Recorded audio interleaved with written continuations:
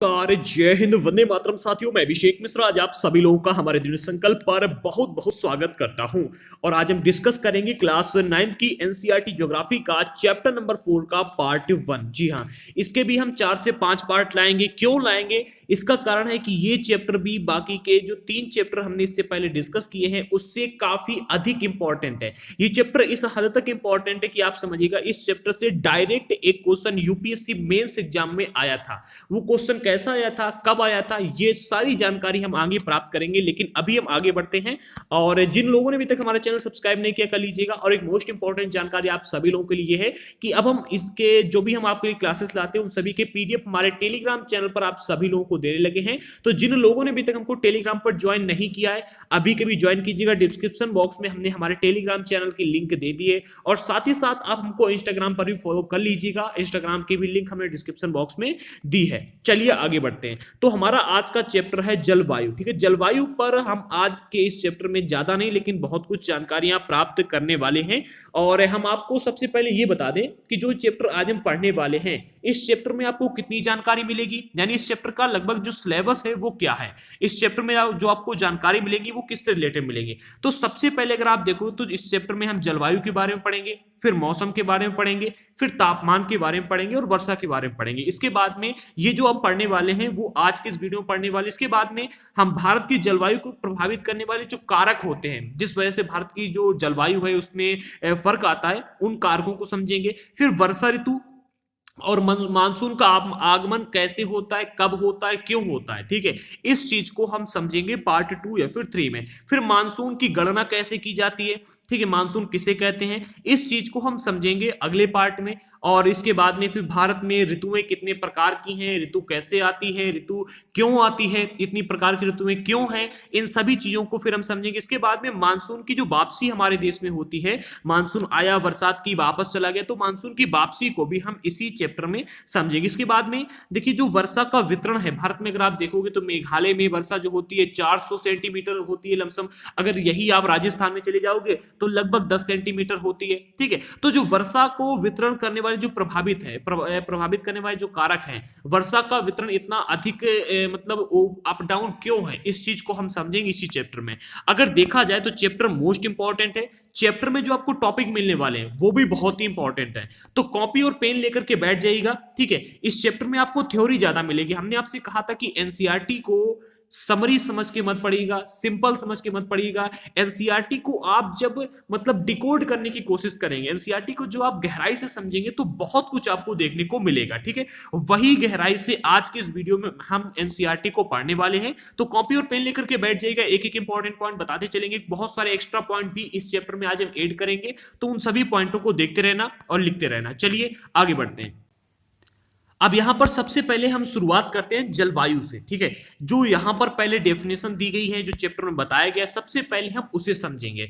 इसके बाद में हम जो अपनी तरफ से एक सिंपल भाषा में, देसी लैंग्वेज में आपको बहुत ही सरलता से इसको एक्सप्लेन करके भी बताएंगे, ताकि आपके माइंड में ये सब कुछ ऐसे सेव हो जाए कि अगर डिलीट करने भी कोई आए तो डिलीट कर ना पाए। ठीक है, कहा जा रहा है कि एक विशाल क्षेत्र में लंबे समय अवधि यानी 30 वर्ष या फिर 30 से अधिक वर्ष में मौसम की जो अवस्थाएं होती हैं और विविधताएं होती हैं, इनका कुल योग जलवायु कहलाता है। अगर हम इसकी सिंपल भाषा में आपको डेफिनेशन दें तो आप ऐसे कह सकते हैं, किसी क्षेत्र की लंबे समय की वायुमंडलीय दशाओं का औसत जलवायु कहलाता है। वायुमंडलीय दशाओं का औसत यानी कि मौसम की अवस्थाओं और विभिन्नताओं का कुल योग, अवस्थाओं और विविधताओं का कुल योग यानी कि वायुमंडलीय दशाओं का औसत जो होता है वही जलवायु कहलाता है। ठीक है, तो सिंपल में आप याद कीजिएगा या फिर ऐसे याद कीजिएगा, दोनों डेफिनेशन एक ही है। किसी भी विशाल क्षेत्र में लंबे समय अवधि यानी 30 से 35 साल की जो वहां की वायुमंडलीय दशाएं होती हैं, फिर जो वहां की मौसम की अवस्थाएं होती हैं, जो विविधताएं होती हैं,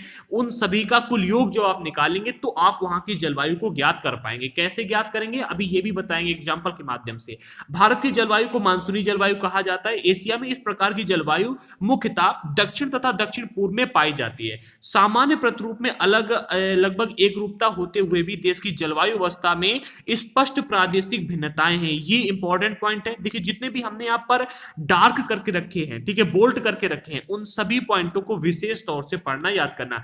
यहां पर कहा जा रहा है कि एक विशाल क्षेत्र में लंबे टाइम पीरियड में मौसम की अवस्थाओं और विविधताओं का जो कुल योग होता है उसे जलवायु कहते हैं। ठीक है, तो ये चीज इंपॉर्टेंट है। ठीक है, इसके बाद में हम मौसम को भी पढ़ लेते हैं, दोनों को एक साथ हम एक्सप्लेन करेंगे तो आपको अधिक समझ में आएगा। मौसम की डेफिनेशन क्या है? मौसम एक विशेष समय में एक क्षेत्र की वायुमंडल की अवस्था को बताता है। एक विशेष समय में, जैसे कि सुबह के 5 बजे या रात के 10 बजे या फिर दोपहर के 12 बजे या फिर शाम के 5 बजे। ठीक है, शाम के 5 बजे हो गया, सुबह के 10 बजे हो गया। ठीक है, तो वायुमंडल की अवस्था किसी मेन टाइम में, ठीक है, किसी एक विशेष टाइम पर जो वायुमंडल की अवस्था होती है उसे ही मौसम कहते हैं। ठीक है, मौसम जो होता है एक विशेष समय में एक क्षेत्र के वायुमंडल की अवस्था को बताता है। ठीक है, मौसम तथा जलवायु के तत्व जैसे तापमान हो गया, वायुमंडल हो गया, वायुमंडलीय दाब हो गया, ठीक है, और पवन हो गया, आर्द्रता है, वर्षण है, ये एक ही होते हैं। अगर आपसे कोई पूछे कि जलवायु को निर्धारित करने वाले कारक कौन कौन से होते हैं या फिर मौसम को निर्धारित करने वाले कारक कौन कौन से होते हैं, यानी इनके पीछे का कारण क्या होता है, तो आप ये कारण बता सकते हैं कि तापमान, वायुमंडलीय दाब, पवन, आर्द्रता और वर्षण। ठीक है, इसके अलावा मौसम की जो अवस्था होती है दिन में कई बार बदलती रहती है और महीनों के औसत वायुमंडलीय अवस्था के आधार पर ग्रीष्म, शीत, वर्षा ऋतुओं में विभाजित किया गया है। देखिए, ऋतु को भी यहां पर एक्सप्लेन किया जा रहा है। ये चीजें होंगी जो किताब में दी गई थी। अब हम अपनी तरफ से देसी भाषा में आपको समझाते हैं कि भाई इसे याद कैसे करना है, समझना कैसे, उसका अर्थ क्या हुआ। ठीक है, हमें दो चीजें समझनी है। सबसे पहले एक हो गया आपकी जलवायु। ठीक है, जलवायु को समझना। दूसरा आपको समझना है मौसम को, कि मौसम किसे कहते हैं।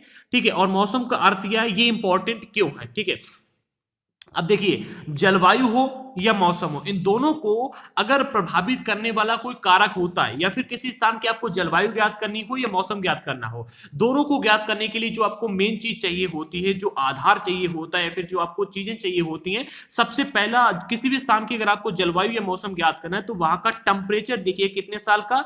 जलवायु के लिए टेम्परेचर दिखेगा 30 से 35 साल का। 30 से 35 साल का वहां का टेम्परेचर दिखेगा और 30 से 35 साल तक जो वहां पर वर्षा हुई है।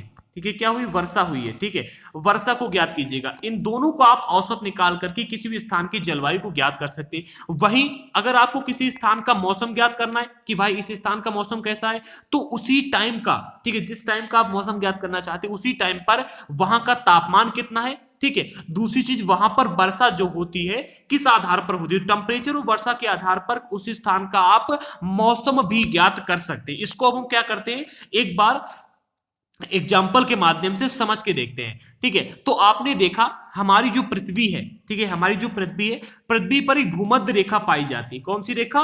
भूमध्य रेखा पाई जाती है। अब जो हमारी पृथ्वी की भूमध्य रेखा है, यहां पर क्या है कि सबसे अधिक टेम्परेचर पड़ता है, यानी तापमान सबसे अधिक पड़ता है। और भूमध्य रेखा को क्या कहा जाता है? विषुवत रेखा कहा जाता है, विषुवत वृत्त कहा जाता है। ठीक है, विषुवत वृत्त है। ठीक है, विषुवत वृत्त है। तो विषुवत वृत्त पर सूर्य का प्रकाश सबसे अधिक पड़ता है और सूर्य का प्रकाश सबसे अधिक पड़ने की वजह से यहां पर टेम्परेचर क्या होता है? हाई होता है। दूसरी चीज, विषुवत रेखा पर जल की मात्रा भी अधिक है। ठीक है, यहां पर जल भी बहुत पाया जाता है और टेम्परेचर जब हाई होता है और जल की मात्रा भी हाई होती है तो यहां पर क्या होता है? वाष्पन होता है।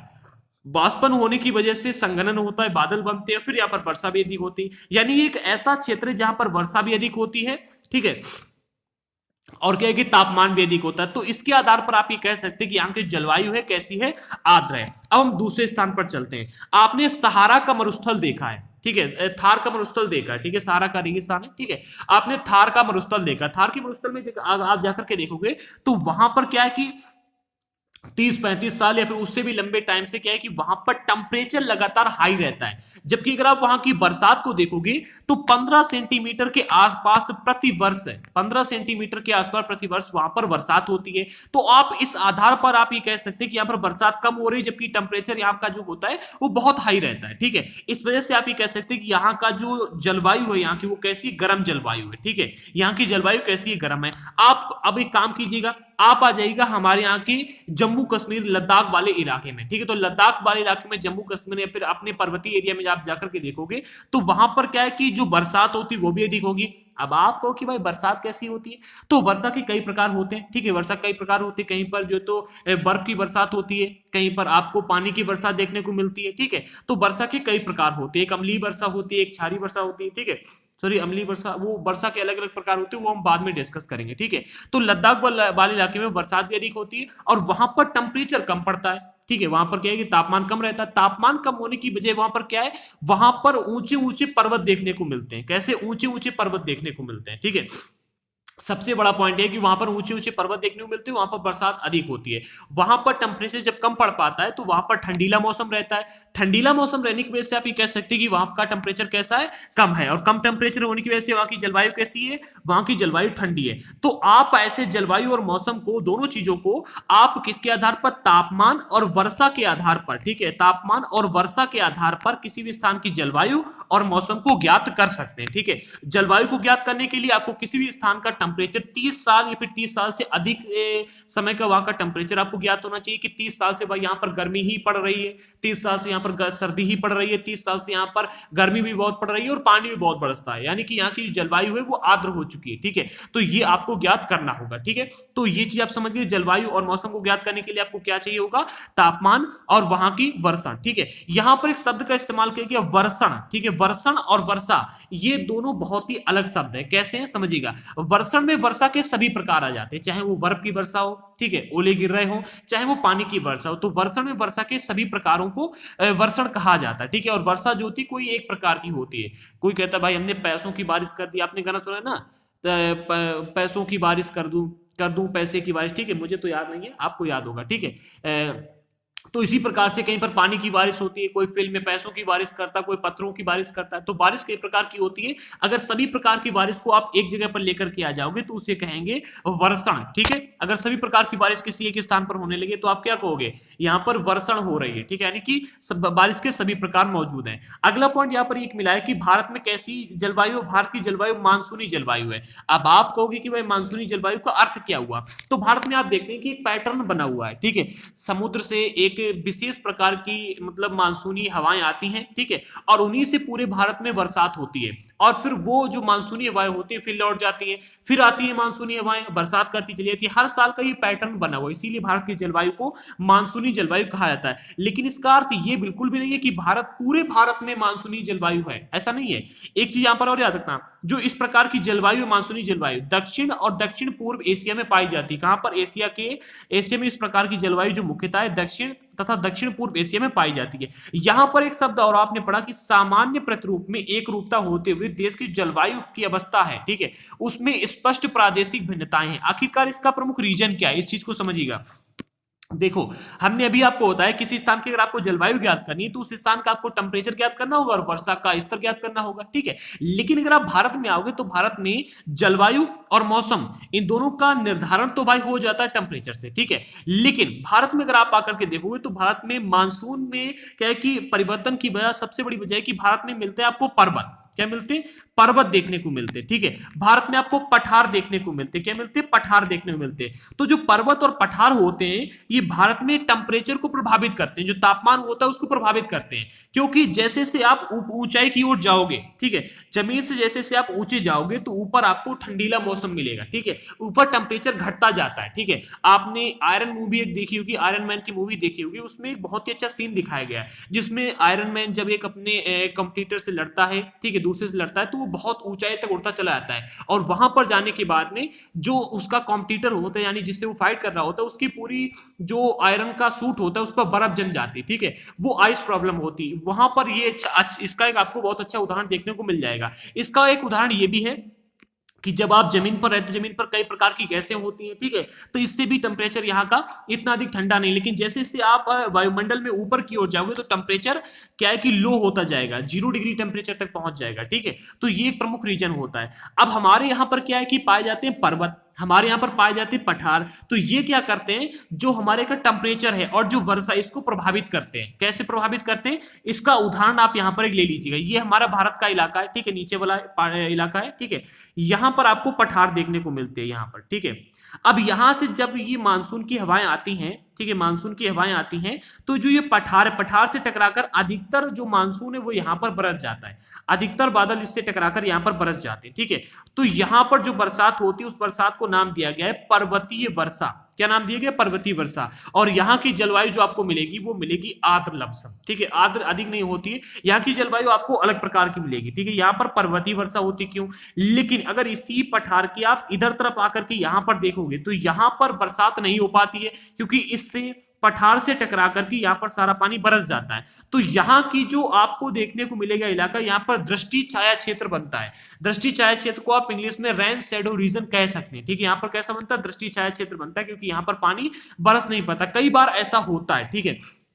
तो आपने देखा जो पठार हैं इनकी वजह से हमारे यहाँ पर वर्षा में प्रॉब्लम आती है, हमारे यहाँ पर जो तापमान पड़ता है यानी कि जो सूर्य का प्रकाश आता है उसमें टेम्परेचर में प्रॉब्लम आती है। यहीं अगर आप उत्तर वाले इलाके में आ जाओगे, ठीक है, तो यहाँ पर आपको मैदानी इलाका अधिक देखने को मिलता है। तो यहाँ पर वर्षा भी अच्छी होती है और यहाँ पर टेम्परेचर भी अधिक मिलता है। इस वजह से यहाँ का जो आपको मौसम देखने को मिलेगा वो यहाँ की जलवायु है मानसूनी, ठीक है। वैसे पूरे भारत की जलवायु को मानसूनी कहा जाता है, लेकिन अगर आप यही देखो तो भारत में 6 प्रकार की जलवायु पाई जाती है। कितने प्रकार की? 6 प्रकार की जलवायु पाई जाती है। लेकिन अगर आपसे कोई कहे कि भारत की जलवायु कैसी है, तो आप एक ही जलवायु लिखेंगे, वो है कौन सी जलवायु? मानसूनी जलवायु। क्योंकि मानसूनी जलवायु, मानसून के माध्यम से भारत में बरसात होती है, हर साल मानसून आता है, ठीक है। इसलिए भारत की जलवायु को मानसूनी जलवायु कहा जाता है, ठीक है। तो आप यहां पर क्या समझे कि सामान्य प्रतिरूप में लगभग एक रूपता होते हुए भी देश की जो जलवायु है, देखिए जितने भी ये डार्क वाले पॉइंट है नोट कर लीजिएगा, मोस्ट इंपॉर्टेंट है। देश की जलवायु अवस्था में स्पष्ट प्रादेशिक भिन्नताएं हैं। अभी भिन्नताएं मैं आपको दिखा भी देता हूं कैसे। देखिए ये अपना भारत का इलाका है, ठीक है। यहां पर अगर आप मध्य वाले क्षेत्र में आओगे यहां पर, ठीक है, तो यहां पर आपको अलग प्रकार की जलवायु देखने को मिलेगी, ठीक है। अगर आप यहां पर तट वाले क्षेत्र में आओगे, ठीक है, तटीय इलाके में, तो यहां पर आपको अलग प्रकार की जलवायु देखने को मिलेगी। यहीं अगर आप आओगे यहां पर, कहां पर? जो आपका ये मोसिन राम वाला मेघालय वाला इलाका है, ठीक है। तो मेघालय वाले इलाके में हर साल 400, जी हां, 400 सेंटीमीटर के आसपास यहाँ पर बरसात होती है, ठीक है। तो वहां की जलवायु आपको आर्द्र देखने को मिलेगी, अलग प्रकार की है। लेकिन वहीं अगर आप राजस्थान की ओर आ जाओगे तो राजस्थान में हर साल 10 सेंटीमीटर के आसपास ही वर्षा हो पाती है। तो यहाँ की जलवायु आपको अलग प्रकार गर्म देखने को मिलेगी, ठीक है, अलग जलवायु देखने को मिलेगी। तो भारत में भी जलवायु को लेकर के काफी अधिक भिन्नताएं हैं। और अगर आपसे कोई ये पूछे, प्रश्न आ जाए कि जलवायु भारत में जो इतनी अलग अलग पाई जाती है, देश की जलवायु में जो अवस्था है इसमें भिन्नताएं जो पाई जाती है, इसका प्रमुख रीजन क्या है? तो रीजन 2-3 है। एक तो हो गया आपका पर्वत और एक हो गया पठार, ठीक है। पर्वत और पठार की वजह से भारत में जलवायु में काफी प्रकार की भिन्नताएं देखने को मिलती हैं। और भी कई सारे रीजन हैं जो कि हम आगे डिस्कस करेंगे, ठीक है। अब यहां पर एक पॉइंट ये और मिलता है, ये वाला कहा जा रहा है कि महीनों की औसत वायुमंडलीय अवस्था के आधार पर वर्ष को ग्रीष्म, शीत और वर्षा ऋतु में विभाजित किया गया है। हमने ये समझ लिया कि भाई मतलब जलवायु किसे कहते हैं, ठीक है, मौसम किसे कहते हैं। मौसम हो गया वायुमंडल की अवस्था जो कि किसी एक विशेष टाइम पर हो, यानी सुबह 5 बजे या फिर 10 बजे, ठीक है। आप जब सुबह निकलते होंगे सुबह तो देखेंगे भाई बड़ा बढ़िया ठंडा ठंडा मौसम है गर्मी के टाइम पर, और दोपहर में आप क्या हुआ कि जब पहुंचे देखा कि भाई बहुत जोर गर्मी आ गई, सूर्य, और जिसके पास भाई सर पे बाल नहीं थे उसका मतलब जो टकला है पूरा मतलब जला जा रहा है, ठीक है। और भाई आप शाम को घर पे आए तो आपने देखा कि हाँ आप थोड़े से आराम मिला है, ठीक है। तो सुबह का तापमान हल्का ठंडा रहेगा, दोपहर का तापमान अधिक गर्म रहेगा, शाम का तापमान जो होगा वो भी ठंडा हो जाएगा धीरे धीरे। तो ये टेम्परेचर जो होता है यानी कि मौसम जो होता है ये टेम्परेचर पर डिपेंड करता है और वर्षा पर डिपेंड करता है, ठीक है। चलिए आगे बढ़ते हैं। हाँ, अब ऋतु को भी समझिएगा। ऋतु का अर्थ हुआ कि भाई महीने या फिर 1 महीना, 2 महीना, 3 महीने की मौसम की जानकारी जो होती है उसे ऋतु कहते हैं। जैसे कि आपने देखा जून में बरसात शुरू हो जाती है और जुलाई अगस्त तक बरसात होती है, ठीक है। कभी कभी सितंबर में भी हो जाती है। और इसके बाद में सितंबर को अगर आप थोड़ा सा ऐड करें फिर हटा दें, सितंबर के बाद में अक्टूबर से लमसम सर्दियां स्टार्ट हो जाती हैं। अक्टूबर से लेकर के और फिर अक्टूबर, नवंबर, दिसंबर, जनवरी, फरवरी तक ये गर्मियां रहती हैं। मार्च में आकर के गर्मी मौसम चेंज होने लगता है और फिर इसके बाद गर्मी से अप्रैल तक आते आते सर्दियां हो जाती हैं, ठीक है। फिर अप्रैल मई तक सर्दियां मतलब गर्मियां आ जाती हैं और फरवरी तक सर्दियां खूब दबा के रहती हैं, ठीक है। तो ये जो मौसम होता है मतलब जो ऋतु होती है, ठीक है, ऋतु जो होती है 1 महीना, 2 महीना, 3 महीना, फिर 4 महीने की मौसम की जानकारी को आप ऋतु कह सकते हैं। यानी कि महीनों के औसत वायुमंडलीय अवस्था यानी कि ऋतु की जानकारी मतलब मौसम की जानकारी को आप ऋतु कह सकते हैं। जैसे ग्रीष्म ऋतु हो गई, शीत ऋतु है, वर्षा ऋतु है। बाकी ऋतुओं के बारे में अभी इस चैप्टर में आपको और पढ़ने को मिलेगा, ये बेसिक जानकारी थी, ठीक है। तो यहां पर आपने क्या समझा, यहां पर आप बेसिक पॉइंट समझ लीजिएगा। अगर एक बात में कहें तो जो आपका जलवायु है, जलवायु का डिफिनेशन क्या हुई? किसी क्षेत्र की लंबे समय की वायुमंडलीय दशाओं का जो औसत होता है उसे कहते हैं जलवायु। और किसी क्षेत्र के छोटे से टाइम का, यानी कि विशेष समय में एक क्षेत्र की वायुमंडल की अवस्था को मौसम कहते हैं। ठीक है, जलवायु और मौसम इन दोनों को प्रभावित करने वाले कारक कौन कौन से होते हैं? वैसे तो यहाँ पर दिए गए तापमान, वायुमंडलीय दाब, पवन, आर्द्रता और वर्षण। ठीक है, लेकिन इनसे अलग अगर आपसे दो पूछे हैं तो दो जो प्रमुख होते हैं उनमें से एक होता है तापमान और दूसरा होता है आपके पास में वर्षण। ठीक है, दो प्रमुख होते हैं। ठीक है, बाकी के तीन जो हैं ये भी इंपॉर्टेंट है। ठीक है, तो इसके बाद में ये जलवायु है, इसको प्रभावित करने वाले कारक कौन कौन से होते हैं? सबसे पहला तापमान और दूसरा वर्षा। ठीक है, आगे बढ़ते हैं। अब ये दो इंपॉर्टेंट पॉइंट है जिससे प्रश्न आने की संभावना है, तो इसको भी पढ़िएगा। मानसून शब्द की जो उत्पत्ति है किससे हुई है? मौसम शब्द से हुई। किससे हुई? मौसम शब्द से हुई है। और मौसम शब्द का अर्थ होता है मौसम। ठीक है, इसका शाब्दिक अर्थ क्या होता है? मौसम होता है। अब मानसून का अर्थ होता है एक वर्ष के दौरान वायु की दिशा में ऋतु के अनुसार परिवर्तन। क्या होता है? वायु की दिशा के अनुसार ऋतु में परिवर्तन। समझिएगा, मोस्ट इंपॉर्टेंट है। देखिए, ऐसे शब्दों को आप बहुत अच्छा यूज कर सकते हैं। आप किसी एग्जाम में बैठे हैं और आपको डेफिनेशन देनी है तो आप ये दे सकते हैं। मानसून का अर्थ क्या हुआ? देखिए, अगर आपसे कोई पूछे कि मानसून शब्द की उत्पत्ति किससे हुई है, तो मानसून शब्द की उत्पत्ति हुई है मौसम शब्द से, और मौसम का अर्थ होता है मौसम। ठीक है, और अगर आपको पूछे कि मानसून का अर्थ क्या है, तो एक वर्ष के दौरान, यानी कि एक वर्ष के दौरान वायु की दिशा में ऋतु के अनुसार परिवर्तन। क्या? वायु की दिशा में ऋतु के अनुसार परिवर्तन, उसे कहते हैं मानसून। कि भाई यहाँ का मानसून ऐसा है, आज यहाँ पर मानसून आया, कल वहां पर आया। ठीक है, अब भारत का मानसून, भारत की जो जलवायु कैसी है? मानसूनी जलवायु। तो आप कह सकते हैं कि भारत में एक साल में वही पैटर्न बंधा हुआ है, मानसूनी हवाएं आती है और उनसे बरसात होती है, फिर वो चली जाती है। ठीक है, तो मानसून वही यहाँ पर कहा जा रहा है कि एक वर्ष के दौरान वायु की दिशा में ऋतु के अनुसार परिवर्तन ही मानसून कहलाता है। ठीक है, आगे बढ़ते हैं। अब टेम्परेचर यानी तापमान को समझते हैं। भाई तापमान भी मोस्ट इंपॉर्टेंट रोल अदा करता है। ठीक है, तो गर्मियों में राजस्थान के मरुस्थल में कुछ स्थानों पर जो टेम्परेचर है वो 50 डिग्री सेल्सियस पहुंच जाता है, जबकि उसी टाइम में जम्मू कश्मीर के पहलगाम में जो तापमान है वो 20 डिग्री सेल्सियस रहता है। ठीक है, ये इतना डिफरेंस क्यों होता है, इस चीज को भी समझेंगे। सामान्य रूप से तटीय क्षेत्रों के तापमान में अंतर कम होता है, देश के आंतरिक भागों में मौसमी या ऋतुनिष्ठ अंतर अधिक होता है। समझिएगा, देखिए इस चीज को आपने पढ़ तो लिया है। ठीक है, लेकिन इसको समझने के लिए हमें ब्लैंक पेज पर चलना पड़ेगा, यानी खाली खाली पेज पर आना होगा। ठीक है, तभी आप समझ पाएंगे। ठीक है, क्योंकि ये एक प्रकार की इक्वेशन है। ठीक है, इसको समझिएगा। तापमान यानी कि टी। ठीक है, तापमान जब प्रभावित होता है, कम होगा या ज्यादा होगा, तब इससे क्या होगा? दाब में परिवर्तन आएगा। किसमें? दाब, यानी कि प्रेशर में परिवर्तन आएगा, चेंजमेंट आएगा। और जब प्रेशर में चेंजमेंट आएगा तो इससे गति होगी। तो इससे क्या होगा? गति होगी, और गति में चेंजमेंट आएगा। ठीक है, अब ये कैसे होगा इस चीज को आप समझिएगा। देखो, हमारे पास सपोज दैट कि भाई एक बीकर है या फिर कोई एक चीज है। ठीक, कोई एक हमारे पास चीज है, इसमें आपने क्या किया? कोई एक डिब्बा है, इसमें आपने अणुओं को डाल दिया, जल डाल दिया, पानी डाल दिया। ठीक है, पानी डाल दी, चाय डाल दी, फिर कुछ और डाल दिया। सपोज दैट हम अणु एक शब्द का इस्तेमाल करें जो कि सबसे सुटेबल यहाँ पर है, तो आपने यहाँ पर क्या किया? अणुओं को डाल दिया। ठीक है, नीचे आपने बर्नर लगाया और इसको गर्म करना शुरू कर दिया। जब आप इसे गर्म करेंगे तो आप देखेंगे कि जो ये अणु थे ये एक दूसरे से दूर होने लगेंगे, फैलने लगेंगे। आपने देखा, जब पानी को आप गर्म करते तो पानी उबलने लगता है, भाप बन के उड़ जाता है। तो जब ये फैलेंगे, एक दूसरे से दूर होंगे, तो पहले तो एक साथ थे। ठीक है, अब ये क्या हुए? एक दूसरे से दूर होने लगे। ठीक है, और कुछ भाप बनकर के उड़ गए। ठीक है, तो यहां पर क्या होगा? प्रेशर कम हो जाएगा, दाब कम होगा। जब टेम्परेचर बढ़ेगा तो यहां पर जो दाब था वो कम हो जाएगा। क्यों हो जाएगा? सपोज दैट कि भाई यहां पर 50 आदमी बैठे थे, इस स्थान पर 50 आदमी बैठे थे। ठीक है, अब 50 में से आपने क्या किया कि 50 में से 25 आदमियों को उठा करके भगा दिया, चले गए। तो यहां पर जो दाब है वो कम हो जाएगा, अवश्य हो जाएगा, क्योंकि पहले यहां पर 50 आदमी थे, अब यहां पर 25 आदमी रह गए, तो दाब कम हो जाएगा। वही यहां पर दिखा रहा है। पहले क्या था? एक मिनट,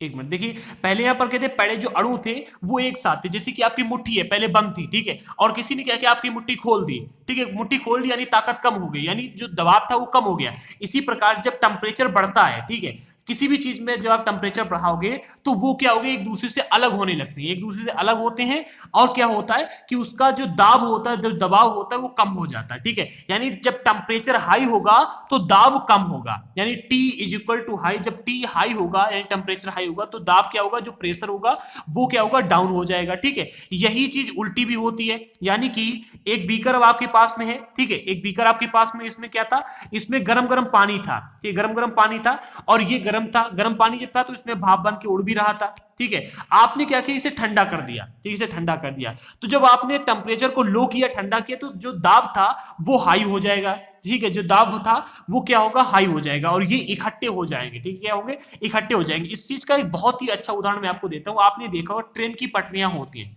ट्रेन की पटरियां जो होती हैं, जो जब दो पटरियों को एक साथ रखा जाता है तो देखेंगे जो बीच वाला इलाका होता है यहाँ पर एक गैप छोड़ा जाता है। क्यों गैप छोड़ा जाता है, समझिएगा। गर्मियों के टाइम पर टेम्परेचर हाई होता है, जब टेम्परेचर हाई होता है तो जो पटरियां होती हैं, पटरियों में जो अणु होते हैं, यानी कि जो लोहा होता है, ठीक, गर्म होता है, ठीक है, और जब टेम्परेचर हाई होता है, जो बाहरी दाब होता है, प्रेशर होता है, वो कम हो जाता है, और बाहरी दाब कम होता है, साथ ही साथ इसके अंदर जो पटरियां होती हैं वो फैलने लगती हैं, ठीक, क्योंकि टेम्परेचर बढ़ा और दाब कम हुआ तो पटरियां फैलने लगी, एक दूसरे से अलग होने लगे, जो जुड़े हुए चीजें तत्व हैं, ठीक है। तो क्या होगा, पटरियां बढ़ जाती हैं, पटरियां बढ़ जाती है, temperature high and pressure low. जब टेम्परेचर हाई होता है तो प्रेशर ऑटोमेटिक डाउन हो जाता है और फिर पटरियां बढ़ जाती हैं। अगर दोनों के बीच में जगह ना छोड़ी गई होती तो पटरी कुछ ऐसी हो जाती, यानी कि उठ जाती, ठीक है। क्या होता, पटरी जो होती है वो उठ जाती है, लेकिन जगह इसीलिए छोड़ी जाती है जब गर्मी आए, टेम्परेचर बढ़े, तो ये जितनी बढ़े, ठीक है, ये बढ़कर के दोनों के मतलब एक साथ मिल जाए, ठीक है, ये ऊपर ना उठे, इसीलिए ऐसा किया जाता है, ठीक है।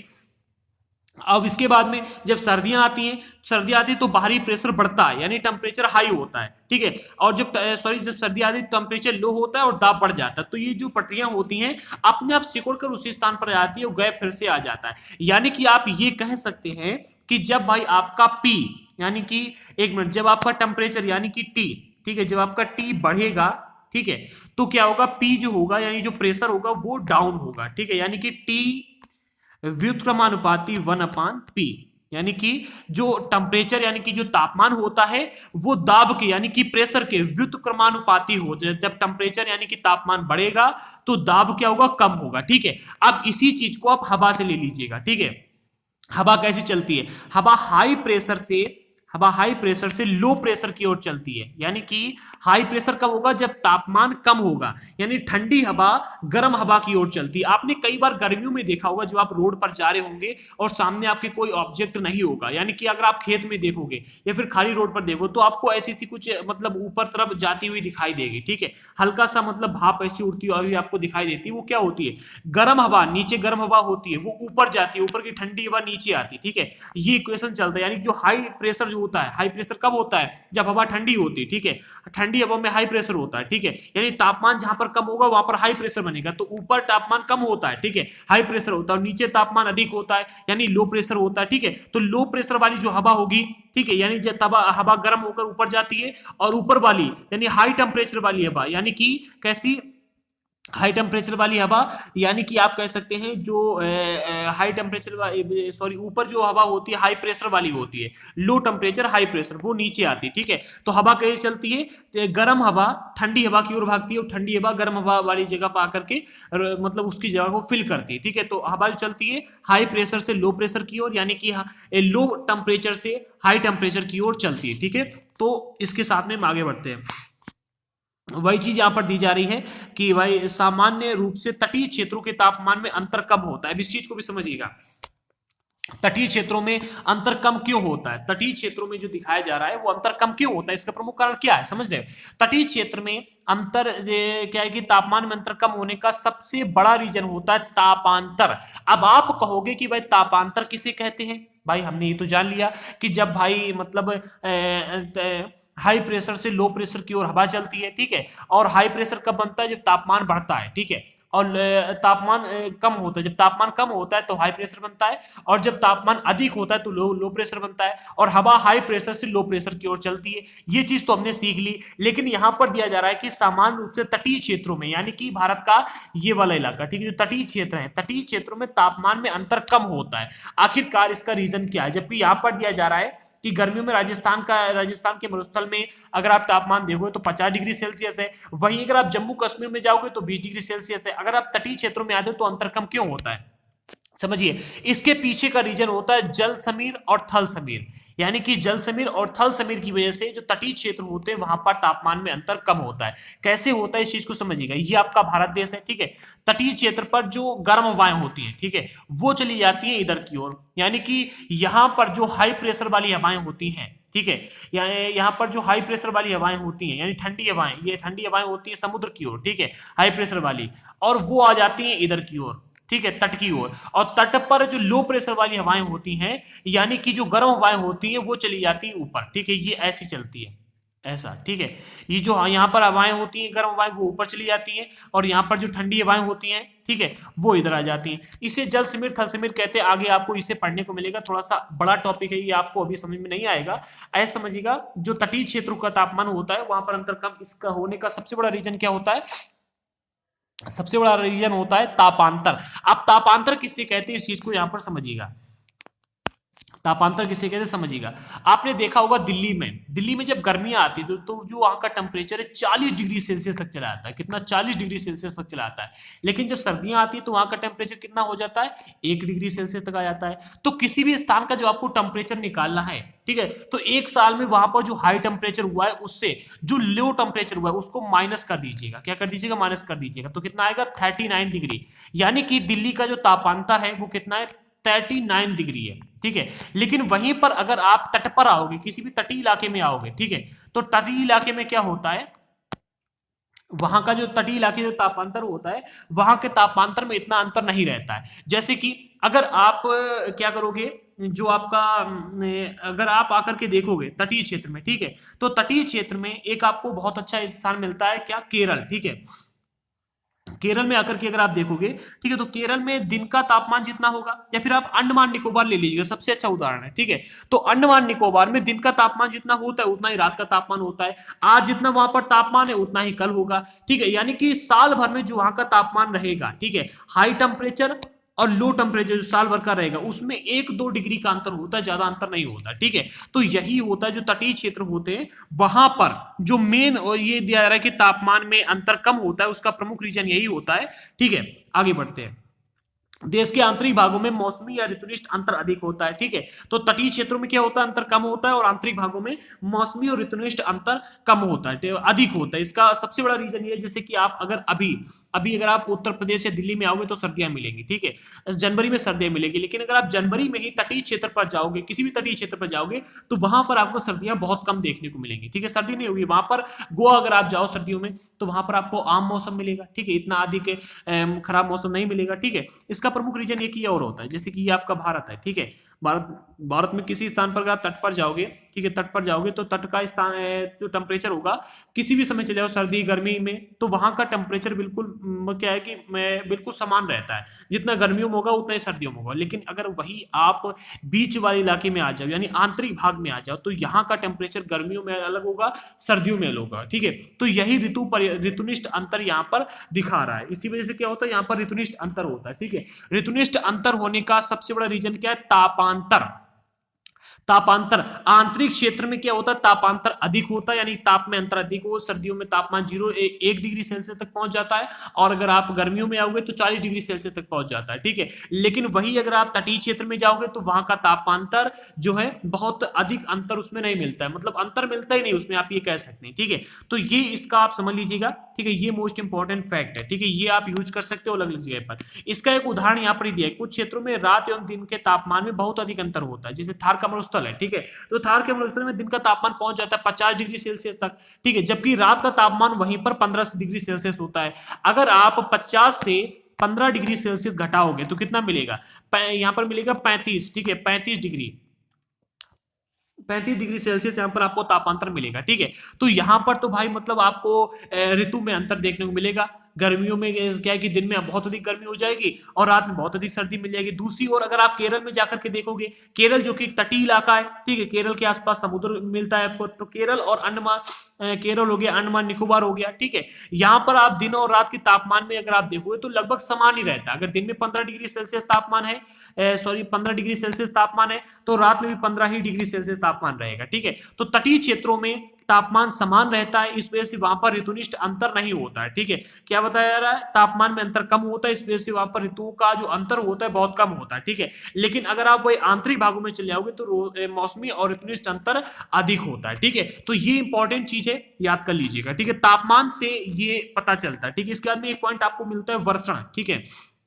ये टॉपिक बहुत बड़ा था, इसी वजह से वीडियो बड़ा बन रहा है, ठीक है। वैसे इसको भी समझिएगा, वर्षण के रूप तथा प्रकार में ही नहीं बल्कि इसकी मात्रा एवं ऋतु के अनुसार वितरण में भी भिन्नता होती है। समझिए, वर्षण का अर्थ क्या हुआ? वर्षा का अर्थ हो गया किसी एक प्रकार की बारिश होना, जैसे कि पानी की बारिश होना या ओलों की बारिश होना या फिर बर्फ की बारिश होना। लेकिन वर्षण में बारिश के सभी प्रकार आ जाते हैं, इसीलिए इसका नाम दिया गया यहाँ पर क्या? वर्षण, ठीक है। और वर्षण को इंग्लिश में कहते हैं प्रेस्टिपिटेशन, प्रेस्टिपिटेशन, ठीक है। आप लिख लीजिएगा, प्रेसिफिकेशन, प्रेसिपिटेशन कहा जाता है, क्या? प्रेसिपिटेशन। इसको इंग्लिश में लिख देते हैं PRECIPITATION,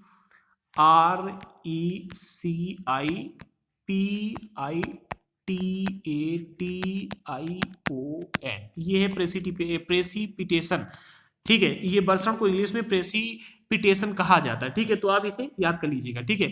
और जबकि बारिश को हम लोग क्या करते हैं, वर्षा को क्या करते हैं? वर्षा को इंग्लिश में हम लोग दूसरे शब्दों से लेते हैं, यानी कि भाई रेन होना, बरसात होना, ठीक है। रेनफॉल होना, बरसात होना, ठीक है। तो प्रेसिपिटेशन इस शब्द का इस्तेमाल यहाँ पर इसलिए किया गया क्योंकि इसमें बारिश के सभी प्रकार आते हैं। कहा जा रहा है कि वर्षा के रूप तथा प्रकार में ही नहीं, यानी कि वर्षा एक रूप की या एक प्रकार की नहीं होती, कई प्रकार की होती, बल्कि इसकी मात्रा, यानी किसी स्थान पर वर्षा अधिक होगी तो किसी स्थान पर कम होगी, एवं ऋतु के अनुसार वितरण में भी भिन्नता होती है, ठीक है। हिमालय में वर्षण अधिकतर हिम के रूप में होती है, यानी कि वहां पर जो हिमालय पर बरसात होती है वो बर्फ के रूप में होती है, ठीक है।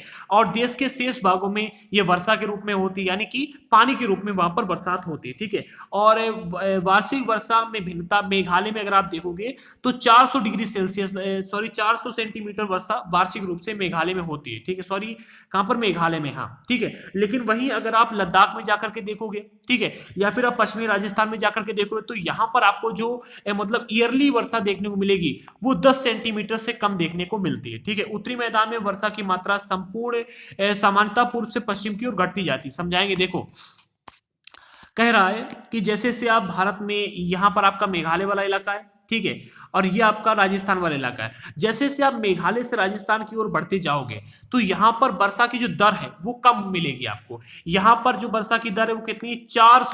400 सेंटीमीटर प्रति वर्ष यहां पर बरसात होती है। लेकिन अगर आप राजस्थान में आकर के देखोगे तो यहां पर आपको केवल 10 सेंटीमीटर वर्षा देखने को मिलेगी प्रति वर्ष, ठीक है। तो जैसे से आप पूर्व से पश्चिम की ओर जाओगे तो वर्षा, यहां पर आपको वर्षा की जो दर है वो कम मिलती जाएगी आपको, यानी कि वर्षा की दर घटती जाती है। इसका कई सारे कारण है, एक तो ऊंचाई भी कारण इसका मिल जाता है, ठीक है, और दूसरे कई सारे कारण है, पहाड़ पठार भी आ जाते हैं इसमें, जो कि इसका रीजन बनते हैं, ठीक है। उन्हें हम आगे समझेंगे, ठीक है, इसी चैप्टर में समझेंगे। उत्तरी मैदान में, ये हम आपको बता दिया, ये भिन्नताएं लोगों के जीवन में विविधता लाती हैं जो उनके भोजन, वस्त्र और घरों के प्रकार में दिखती है, ठीक है। अगर आप देखोगे तो मेघालय में आपको अलग प्रकार के घर देखने को मिलेंगे, अलग प्रकार का भोजन मिलेगा, ठीक है, अलग प्रकार के वस्त्र पहनेंगे। अगर आप राजस्थान में जाकर देखो तो वहां का पहनावा भी अलग है, ठीक है, भोजन भी अलग मिलेगा आपको। तो ये सब जो तो वर्षा पर निर्भर करता है, ठीक है। तो आई थिंक ये चैप्टर आपको समझ में आया होगा, ठीक है। और एक भी पॉइंट जो आपको समझ में नहीं आया है हमें कमेंट बॉक्स में बता दीजिएगा, हम आपको उसका अगले वीडियो में जब हम लाएंगे तो उसका एक्सप्लेन जरूर करेंगे। और जलवायु नियंत्रण जो इसे हम अगले वीडियो में, यानी कि पार्ट 2 में इसको समझेंगे, ठीक है। जलवायु नियंत्रण यानी किसी भी क्षेत्र में जलवायु को नियंत्रित करने वाले 6 कारक जो होते हैं, इन 6 कारकों को हम अगले वीडियो में, यानी पार्ट 2 में समझेंगे। तो मिलते हैं अगले वीडियो के साथ में, तब तक के लिए जय हिंद साथियों।